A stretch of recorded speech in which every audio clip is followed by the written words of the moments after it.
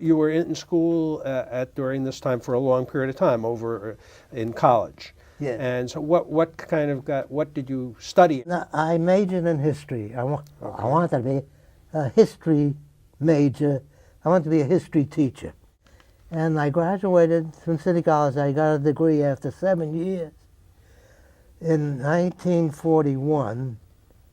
And in 1942,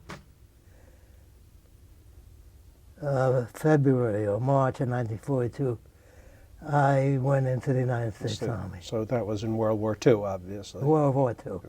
Now, the Army also shaped me in the direction of social work. I'll tell you why. I was in the Signal Corps attached to the Air Corps. We were in the Signal Aircraft Warning Unit. When we took Iwo Jima, which was the next island closer to Japan, and we took Okinawa, there were no Japanese planes that we were in danger of going. So our job became somewhat superfluous. Mm-hmm. So the head of our unit calls me in and he said, Kadushin, we're making you I&E officer. I said, what's I&E? He said, information and education. You have to, the troops have some time. We had 170 people in the unit. You have to lecture to the troops on material that they'll send us and why we fight. But here's the importance of I&E.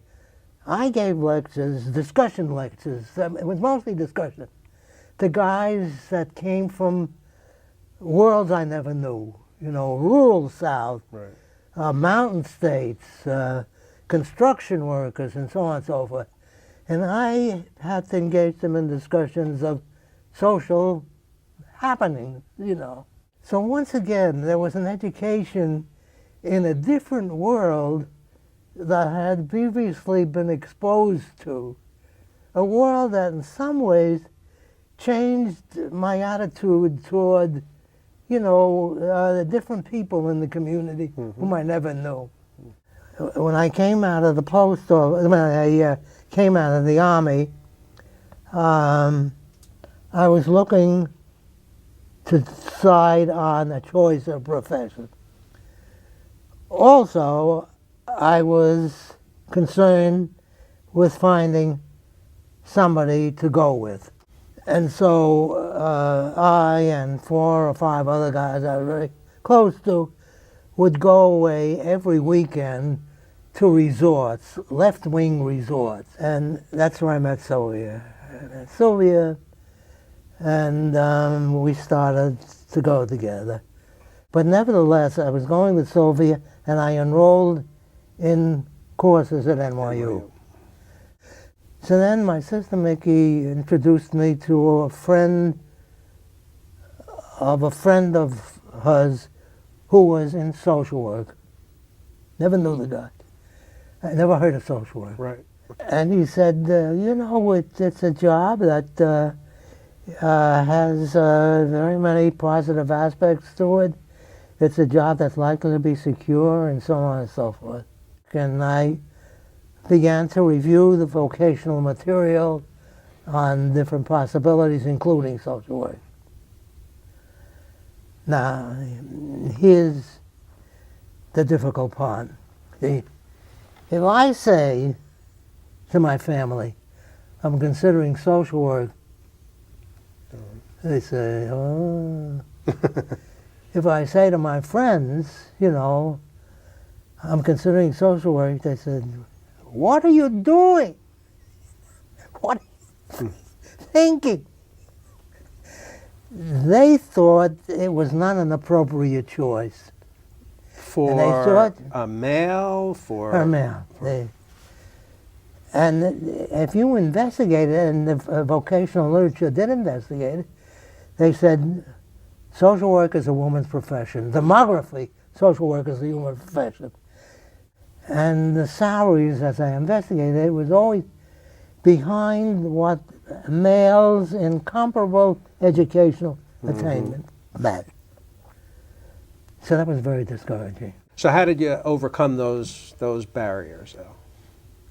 The vocational literature said that one of the advantages of a male in a female profession is that he advances more rapidly. Later on, somebody writing about this said, women have a glass ceiling in the profession. Mm-hmm. Male in a women's profession have a glass escalator. Ah, interesting. So, as I investigated this, you look toward the future, the possibility of advancing within the profession more rapidly than you expected, and so on, to administration and so on. But say the attraction of social work for me is that it was concerned, as I have been for a long time, with social problems and discrimination and how people have difficulty in living under difficult circumstances and what it means in people's lives.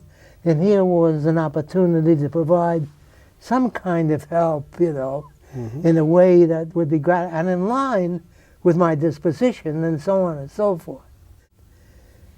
But this really was not the deciding point. Throughout history, people are doing social work. From the very beginning of history, people fall through the cracks. There are widows, there are orphans, there are disabled people, there are people who can't make it. But what happened in the latter part of the 19th century, beginning of the 20th century, was that social work, like many other professions, including law, which was previously apprentice, and even medicine, moved toward professionalization. So they said, we have amateur helpers, the friendly visitors, but we need is a profession of social work where you develop a technology based on some science and based on some research that provides what the social worker needs to know in order to do an effective job. Even now, when we ask people why they go into social work, they say because they want to help people. Yeah. And your evolution had come much more, it seems to me, around really thinking where the profession was at and the kind of excitement of the profession starting to actually articulate the science and the technology behind it. And this is part of study, it's part of books, and so on and so forth. And so that resolved in accordance with the fact that I could possibly move up in the field so that the salaries would be better and the difference between my gender identity and my occupational identity would be not so sharp. Right. I entered the School of Social Work, you know, and I was dismayed at the level of scholarship of social work. The textbooks, you know, the instruction, the requirements of students. I said, you'll never make a profession out of this kind of activity. The other thing is, once I graduated, I got a job practicing social work. And that once again confirmed for me the fact that my training hadn't really prepared me for doing the job. I didn't have the skills that really enabled me to do the job comfortably. So that confirmed me in my idea that what I need to devote myself to, professionalization of helping, is a very desirable objective. That then I would devote myself to the probabilities of increasing the effectiveness of what is taught for professional social work.